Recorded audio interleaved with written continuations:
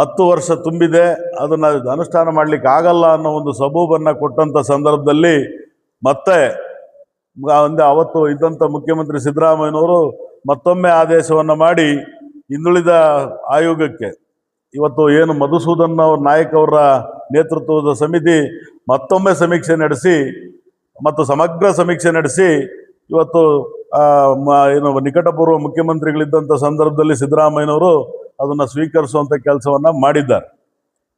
ಈಗ ಅದರ ಅನುಷ್ಠಾನನೂ ಕೂಡ ಆಗಬೇಕಾಗಿದೆ. ಇಂಥ ಅನೇಕ ಸವಾಲುಗಳ ಮಧ್ಯದಲ್ಲಿ ಇವತ್ತು ಕರ್ನಾಟಕ ರಾಜ್ಯ ಹಿಂದುಳಿದ ಜಾತಿಗಳ ಒಕ್ಕೂಟ ರಜತ ಮಹೋತ್ಸವ ಕಾರ್ಯಕ್ರಮವನ್ನು ಇದೇ ತಿಂಗಳಲ್ಲ, ಮುಂದಿನ ತಿಂಗಳು ಸೆಪ್ಟೆಂಬರ್ 6ನೇ ತಾರೀಕು ತ್ರಿಪುರವಾಸಿನಿ ಅರಮನೆ ಮೈದಾನದಲ್ಲಿ ಒಂದು ರಜತ ಮಹೋತ್ಸವ ಕಾರ್ಯಕ್ರಮವನ್ನು ಆಯೋಜನೆ ಮಾಡೋದ್ರ ಮುಖಾಂತರ ಅವತ್ತು ನಾವು ಈ ಒಂದು ಹಿಂದುಳಿದ ಜಾತಿಗಳ ಒಕ್ಕೂಟದ 25 ವರ್ಷದ ಸಂಭ್ರಮ ಆಚರಣೆ ಜೊತೆಗೆ ಅವತ್ತು ಹಿಂದುಳಿದ ಜಾತಿಗಳ ಬೃಹತ್ ಜನ ಜಾಗೃತಿ ಸಮಾವೇಶವನ್ನು ಕೂಡ ನಡೆಸುವಂಥ ಕೆಲಸವನ್ನು ನಾವು ಮಾಡ್ತಾ ಇದ್ದೇವೆ. ಹಾಗೆ ಏನು ನಿಕಟಪೂರ್ವ ಮುಖ್ಯಮಂತ್ರಿಗಳು ಸುದೀರ್ಘವಾಗಿ ಕರ್ನಾಟಕ ರಾಜ್ಯದಲ್ಲಿ 8 ವರ್ಷಗಳ ಕಾಲ ಮುಖ್ಯಮಂತ್ರಿಗಳಾಗಿ ಆಳ್ವಿಕೆ ನಡೆಸಿದ್ದಾರೆ. ಅವರಿಗೂ ಕೂಡ ಅಭಿನಂದನೆ ಸಲ್ಲಿಸುವಂಥ ಕೆಲಸ ಇಡೀ ಹಿಂದುಳಿದ ಜಾತಿಗಳೆಲ್ಲ ಸೇರಿ ಅಭಿನಂದನೆ ಸಲ್ಲಿಸುವಂಥ ಕೆಲಸವನ್ನು ಮಾಡಲಿಕ್ಕೆ ಈಗಾಗಲೇ ಎಲ್ಲ ತಯಾರಿ ಕೂಡ ಪ್ರಾರಂಭ ಆಗಿದೆ. ಚಿತ್ರದುರ್ಗ ಜಿಲ್ಲೆನಲ್ಲಿ ಇವತ್ತು ನಮ್ಮೆಲ್ಲ ಮುಖಂಡರುಗಳ ನೇತೃತ್ವದಲ್ಲಿ ಇವತ್ತು ನಮ್ಮ ಮಂಜಣ್ಣವರು ಎಲ್ಲರೂ ಸೇರಿ ಇವತ್ತು ನಾವು ಇಡೀ ಜಿಲ್ಲೆನೇ ಪ್ರವಾಸ ಮಾಡುವಂಥ ಕೆಲಸವನ್ನು ಕೂಡ ಮಾಡಿದ್ದೇವೆ.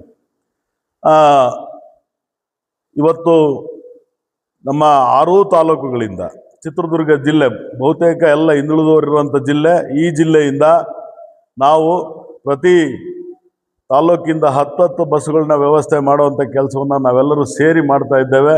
ಇಲ್ಲಿಂದ ಪ್ರತಿ ತಾಲೂಕಿಂದ 10 ಬಸ್ಸು ಮತ್ತು ಅವರ ವೈಯಕ್ತಿಕ ವಾಹನಗಳು ಕೂಡ ಇಲ್ಲಿ ಒಟ್ಟಾರೆ ನಾವು ಚಿತ್ರದುರ್ಗ ಜಿಲ್ಲೆಯಿಂದ ಒಂದು 10,000 ಜನಸಂಖ್ಯೆನ ಈ ಸಮಾವೇಶಕ್ಕೆ ಏನು ಸೆಪ್ಟೆಂಬರ್ 6ನೇ ತಾರೀಕು ನಡೆಯುವಂಥ ಸಮಾವೇಶಕ್ಕೆ ನಾವು ಇಲ್ಲಿಂದ ತೆಗೆದುಕೊಂಡು ಹೋಗಲಿಕ್ಕೆ ಸಿದ್ಧತೆಯನ್ನು ಮಾಡುವಂಥ ಕೆಲಸವನ್ನು ಮಾಡಿದ್ದೇವೆ.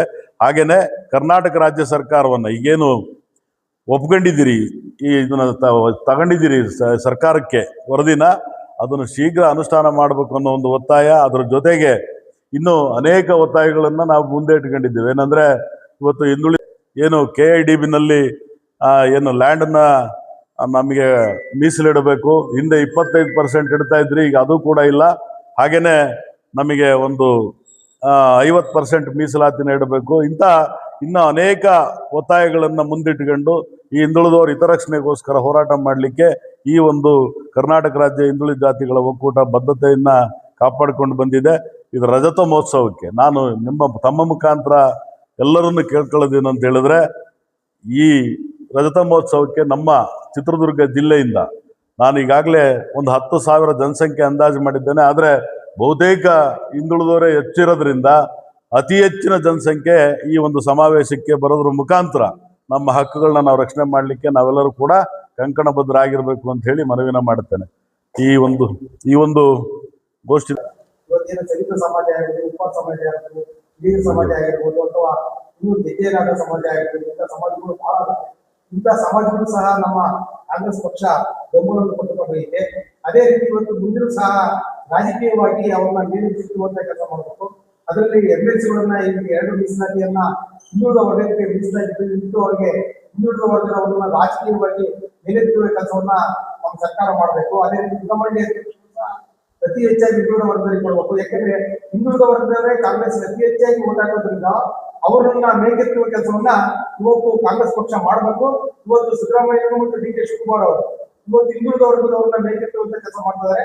ಅವರಿಗೆ ನಾವು ಇನ್ನೂ ಬೆಂಬಲವನ್ನು ಕೊಡಬೇಕು ಅಂತಂದ್ರೆ ಈ ಒಂದು ಏನು 5 MLC ಇದಾವೆ ಅದನ್ನ 2 ಮೀಸಲಾಗಿ ಆ ಇದಕ್ಕಿಂತ ಹಿಂದುಳಿದ ವರ್ಗದಲ್ಲಿ ಕೊಂಡು ಬಂದಿದ್ದು ನಾವು